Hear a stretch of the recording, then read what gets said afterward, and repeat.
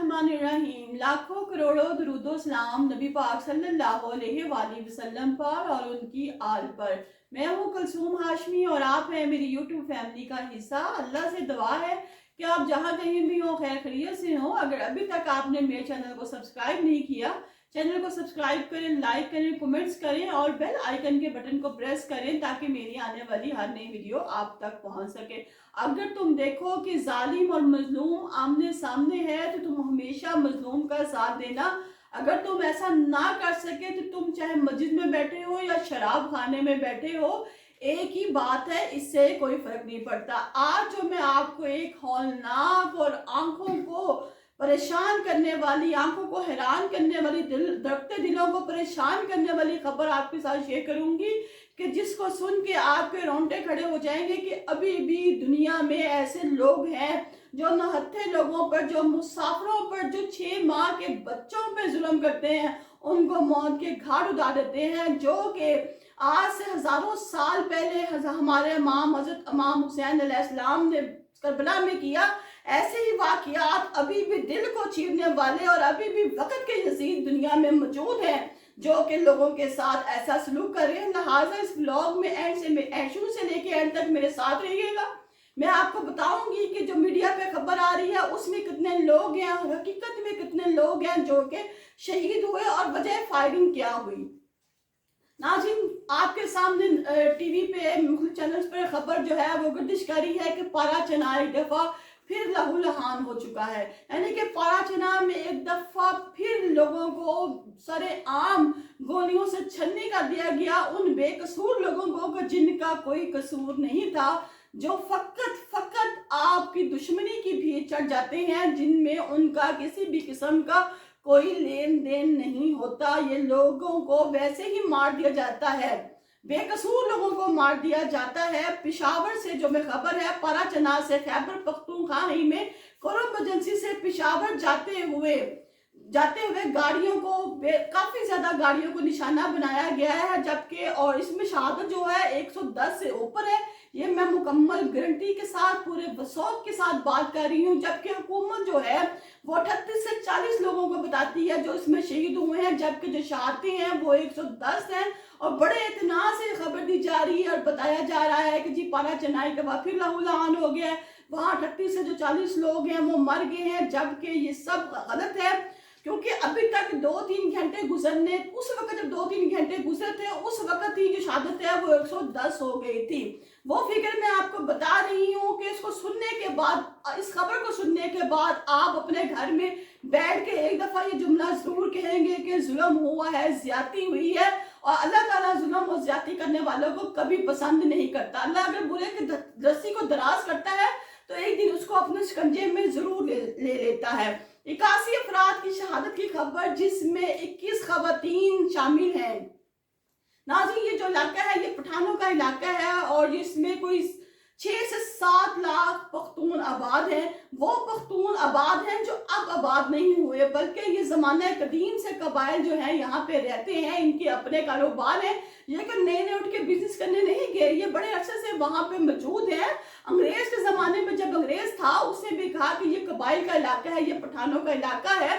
उस इलाके में जहाँ पर औरतों को बहुत ज़्यादा इज्जत दी जाती है, रिस्पेक्ट दी जाती है कि ये औरत ज़ात है, और औरत ज़ात भी अपने घर से बहुत कम बाहर निकलती है, क्योंकि ये लोग अच्छा नहीं समझते कि हमारी औरतें जो हैं वो बाजारों में फिरे। अगर ये किसी की औरत को भी देखते हैं तो आंखें झुका लेते हैं। उस इलाके में, उस जगह पर औरतों को देखकर उन पर फायरिंग की गई, हत्ता कि जंग भी हो रही हो तो अगर औरत सामने आ जाए तो बंदूक का मुंह नीचे कर लेते हैं कि ये औरत है और हम किसी भी औरत पर बंदूक नहीं चला सकते, गोली नहीं चला सकते।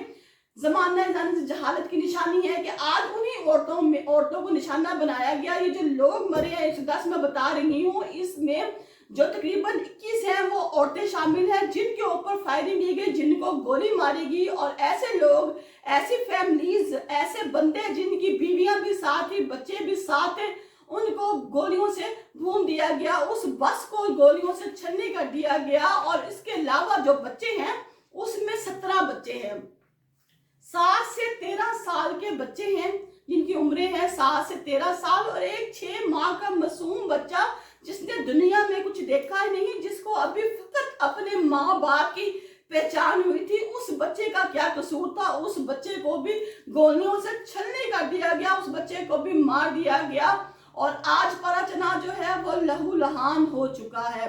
रस्म अली असगर अदा हो रही है। आप ढूंढते फिरेंगे कि जमाने में जालिम कौन है। लिस्ट बनाई जा रही है मजलूमों की।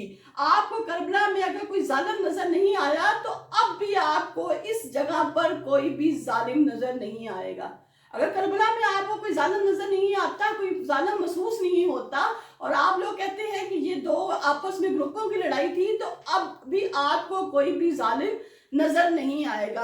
आप अपने दफा में बड़ा अच्छा जुमला कह लेंगे कि जी हाँ बड़ा अफसोस हुआ लेकिन हमने तो नहीं किया, और ये कह के आप मुतमिन, मैं मुतमिन, हम लोग अपने घरों में बैठे रहेंगे, तो फिर जुल्म करने वाले कौन है, जालिम कौन है?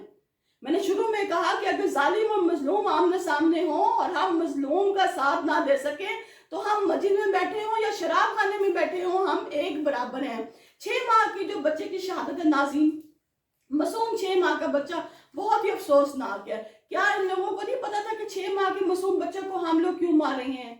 6 माह का मासूम बच्चा, उसने किसी का क्या बिगाड़ा था? कुछ नहीं बिगाड़ा था। और वो बच्चे जो कि फलस्तीन में हैं, फलस्तीन के लोगों के लिए अगर हम आवाज खड़ी नहीं कर सकते, वहां के मासूम बच्चों को देख नहीं सकते, तो हम ये 6 माह के मासूम बच्चे को क्या देखेंगे?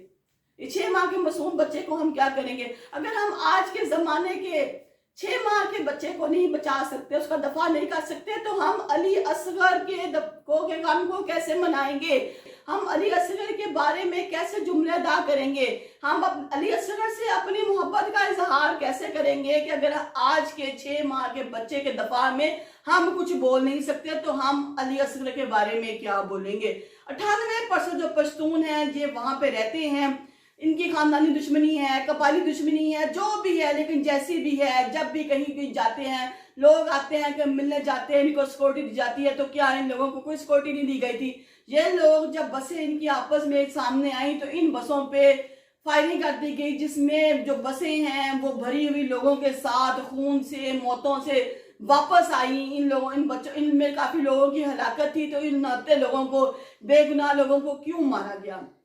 अगर आज हम इस मकाम पर खामोश हैं तो इसका मतलब है कि हमारे लिए लम्हा फिक्रिया है। क्या हमारे अंदर से हमारे ज़मीर खत्म हो चुके हैं? जो हम इन लोगों की मौत का सुन के कि यार हो सकता है कि जी 24 तारीख को कोई जलसा होना था, इसीलिए हुकूमत जो है या फलां पार्टी है या फलां पार्टी है वो ये धमाके करवा रही है, ये अमवात करवा रही है ताकि जो ये काम है इसको रोक सके, लोगों का ज़हन हट सके। नहीं, ऐसा नहीं है। लम्हा फिक्रिया सोचने वाली बात है कि नहते लोगों पर पठान जो है, कबाइल जो है, पश्तून जो है, उन्होंने गोलियां क्यों चलाई? गोलियां चलाने की वजह क्या थी? क्योंकि खैबर पख्तूनख्वा जो इलाका है इसमें 7 लाख की जो आबादी है वो पठानों पर मुश्तमिल है और यहाँ पर जो मुसाफिर हैं इनको बहुत इज्जत दी जाती है, रहते हैं। लेकिन आज मैं यहाँ पे आपको बताती चलूँ कि हजरत जो है मुसाफिर एक था, वो वहां से गुजरा तो ज़ैनुल आबिदीन जो है वो वहां थे, उन्होंने मुसाफिर को पास बिठाया, पास बिठाने के बाद वो खाना छाना खिलाया। 3 दिन अपने पास जब रखा तो उसने मुसाफिर ने कहा कि लगता है कि इमाम ज़ैनुल आबिदीन को पता नहीं है कि जो ये है, मैं जो हूँ इनका दुश्मन था, मैंने इनके भाई को मारा था। तो उन्होंने कहा कि मैं बेशक ये जानता हूँ कि तू हमारे अली अकबर का कातिल है, लेकिन फिर भी मैं अहले बैत से हूँ, मेरा फर्ज है कि तू मेरा मुसाफिर है तो मैं तेरी खिदमत करूं। तो क्या हम उसी अहले बैत में से हैं? क्या हम उन्हीं नबी पैगंबरों में की आगे से हैं, उन्हीं को मानने वाले हैं? अगर हम उन्हीं को मानने वाले हैं तो आज हम कैसे पारा चना की इस बात पे, नहत्ते लोगों की बातों पे खामोश बैठे हैं? आज भी मुसाफिरों को मारा गया, आज भी जवान बच्चों को मारा गया, 21 औरतों को मारा गया, 6 माह के मासूम बच्चे को मारा गया, बेकसूर मारा गया, लड़ते लोगों को मारा गया। तो हम क्यों नहीं इनके खिलाफ आवाज खड़ी करते? कुछ दिन के बाद ये खबर फिर वैसे ही बंद हो जाएगी और आज से 6 महीने साल बाद फिर कोई और नई खबर उठेगी और इस नई खबर को भी हम 2-4 दिन शेयर करेंगे, उसके बाद ये खबर भी खत्म हो जाएगी। ये एक ना रुकने वाला सिलसिला है। फलस्तीन में देख ले कितने लोग शहीद हो गए, कितने लोग मारे गए, लेकिन फलस्तीन में अभी भी जंग लगी हुई है और मुसलमान ऐसे ही मर रहे हैं। और यहाँ पाकिस्तान में भी पराचना के मकाम पर ऐसे ही खवातीन, बच्चे, नौजवान बच्चे, औरतें, मुसाफिर बच्चे, औरतें और वो पूरी फैमिलीज, पूरे खानदान जो मौत के घाट उतर गए हैं। मैं उनके सबके साथ, उनके बराबर में, उनके दुख में शरीक हूँ। अल्लाह ताला इन सब को जन्नत फिरदौस में आला मकाम अता फरमाए।